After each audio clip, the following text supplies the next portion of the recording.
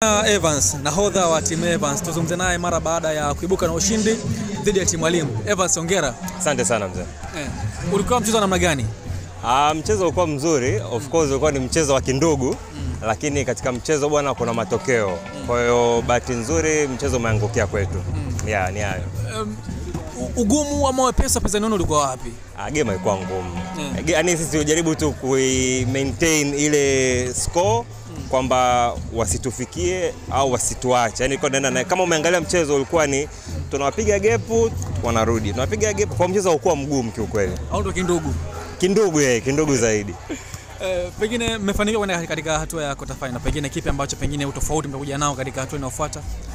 Of course kuna baadhi ya mchezaji wetu ambaye hakuepo, kwa hiyo tunategemea kwenye semi finals atakuepo. Kwa hiyo tutabadilika of course kwenye upande wa big guys. Yaani kifupi tutakuwa vizuri.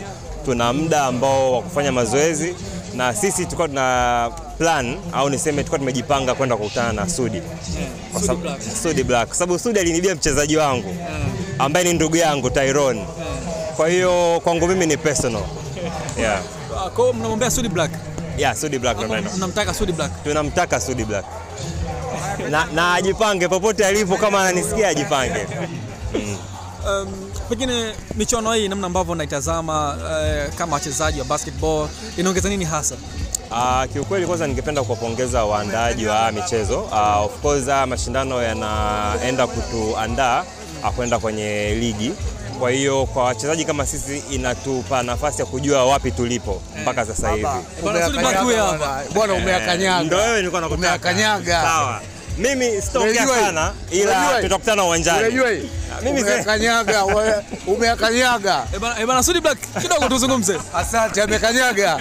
Alikuwa anataka sana hii kitu, sasa umeipata. Nimeipata. Mbona umepooza kijana? Usinikimbie. Wewe ndio usinikimbie. Sawa. Bwana Sudi Black huyu hapo, pengine namna ambavyo maneno yake hayakutishi? Hawezi kunitisha kwa sababu ni wachezaji wake wote nawajua. Kiukweli sisi hatukutaka kukutana na Amini Mkosa kwa sababu wachezaji wao wengi kwanza wana size, ni wakubwa na wana experience. Wachezaji wa Sudi kiuchezaji tumelingana. Kwa hiyo kwenye mahesabu yetu tukaona kwamba ni bora tukutane na Sudi and then tupambane finali. Cha kuzungumza na mashabiki ambao wanafuatilia kuelekea katika mchezo unaofuata? Mimi ningependa kwanza kuwapongeza washabiki kwa kujitokeza kutusupport na waendelee kutusupport na nawaahidi hatutowaangusha kwenye mashindano. Mimi nikushukuru sana. Asante sana. Asante sana.